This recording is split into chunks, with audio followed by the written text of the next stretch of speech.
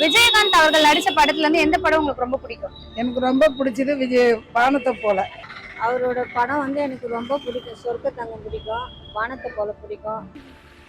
தம்பியில என் மடியில படுத்துங்க. வாங்க வாங்க.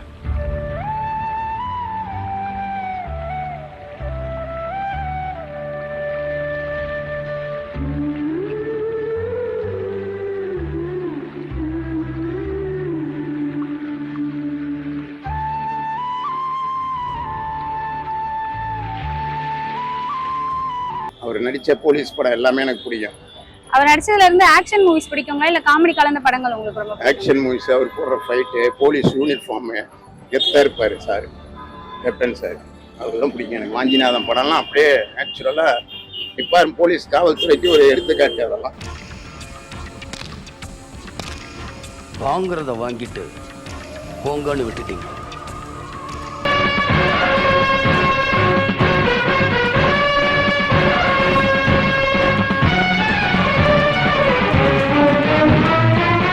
விஜயகாந்த் அவர்கள் நடிச்ச படத்துல இருந்து எந்த படம் உங்களுக்கு ரொம்ப பிடிக்கும்? தெக்குத்தி கல்லல்ல ராதிகா கூட.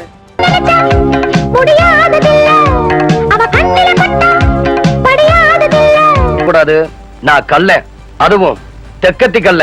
அம்மா, கோழி குப்பைய கலர் ஆசைப்படலாம், கோபுரம் கட்ட ஆசைப்படலாங்களா? ஏதோ என் சக்திக்கு தகுந்ததானே நான் நினைக்க முடியும். அதுல இருந்து ஏதாவது ஒரு சீன் ஞாபகம் இருக்குங்களா? சண்டை போறாருல, அது ரொம்ப பிடிக்கும். இந்த காட்டுல இருந்து வந்து மனுஷன்ட்ட போராடு இப்ப பிரபாகரா அப்படின்னு சொல்லிட்டு அதுதான் எனக்கு ரொம்ப பிடிக்கும். ஆபத்து அதிகமா தான் இருக்கும், எனக்கு இல்ல, வீரபத்ரனுக்கு.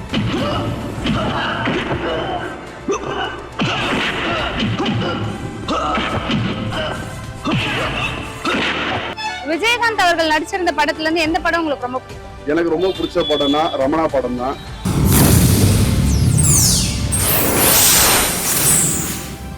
ரமணா படத்துல வந்து தலைவர் வந்து ரொம்ப இயற்கையா நடிச்சிருப்பாரு, மக்களா பயணிக்கிற ஒரு ஒரு நடிகரா நடிச்சிருப்பாரு.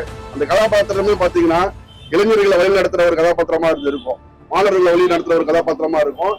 அந்த மாணவர்களை வச்சு எப்படி நம்மளால நம்ம சட்டத்திட்டங்களை பயன்படுத்தி எப்படி திருடர்களை வந்து நம்ம கொலை பண்ணலான்ற மாதிரியான ஒரு இதுலதான் அது இருந்துச்சு.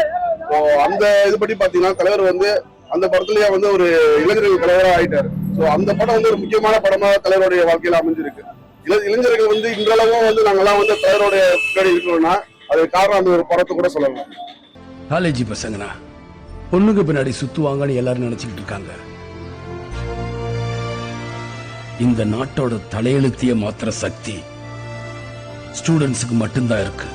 அவரோட படங்கள்ல உங்களுக்கு ரொம்ப பிடிச்ச படம் எது? தவசி.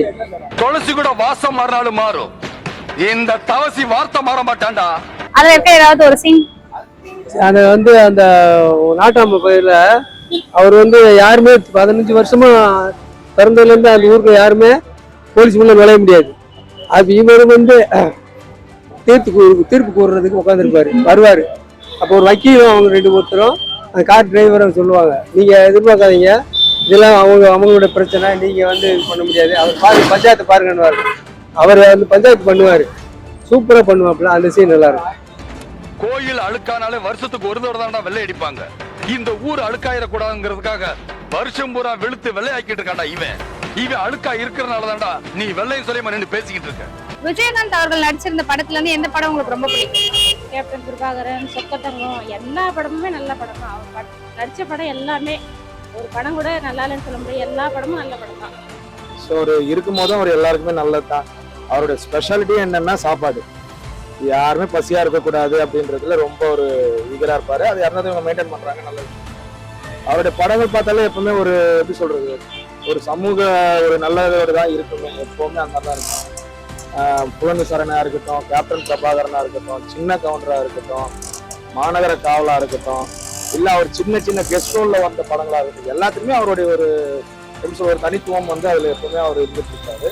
மெயினா பாத்தீங்கன்னா சின்ன கவுண்டர் தான் அவருடைய வேற லெவலான ஒரு இருக்கும். அவரு பாண்ட காலத்துல எப்படி இருந்தாரோ அதே மாதிரி தான் அந்த படமா அது ப்ரொடக்ட் ஆச்சு.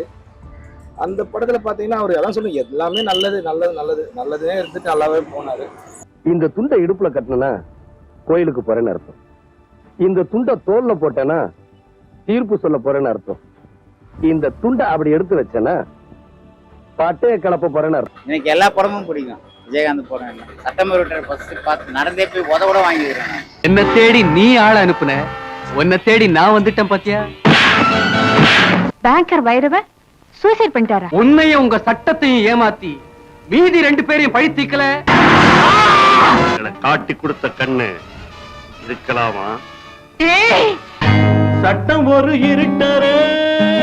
அவருடைய ஆக்ஷன் மூவிஸ் பிடிக்குங்களா இல்ல ஒரு காமெடி கலந்த படங்கள்? தலைவர் பொறுத்தவரை எப்பவுமே ஆக்ஷன் மூவி தான். ஆக்ஷன் மூவி தான் சிறப்பா இருக்கும். அவருடைய ஆக்ஷன் மூவிஸ் பிடிக்குங்களா இல்ல ஒரு காமெடி கலந்த படங்கள் உங்களுக்கு பிடிக்கும்? ஆக்ஷன் மூவிஸ் ரொம்ப பிடிக்கும். அவர் நடிச்ச படங்கள்ல இருந்து ஆக்ஷன் மூவிஸ் பிடிக்குங்களா இல்ல ஒரு காமெடி? அதான் எனக்கு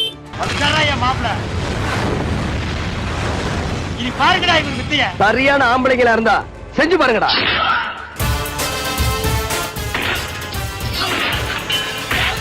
அடிக்கு அடி, உதைக்கு உத.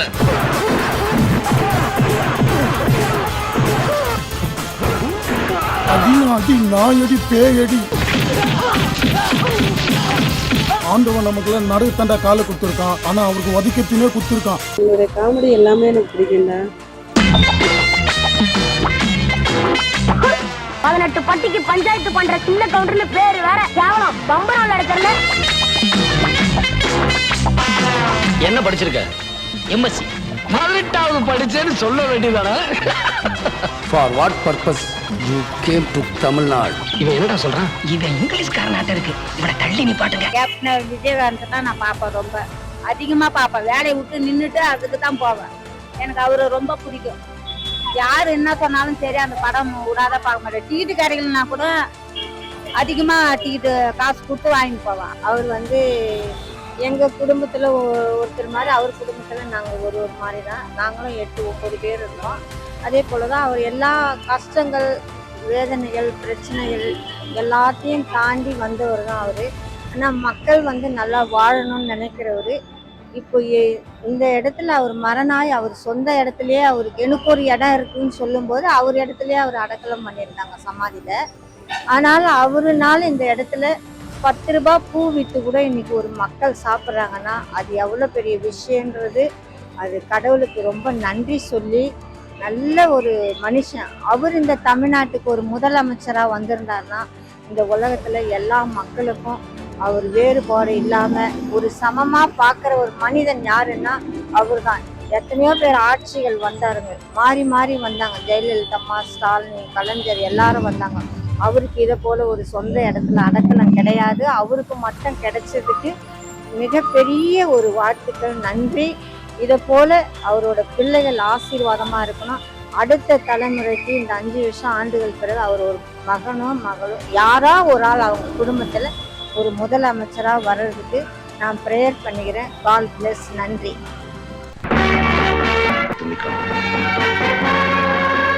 வருவேன், போலீஸ் ஆபீசரா வருவேன்.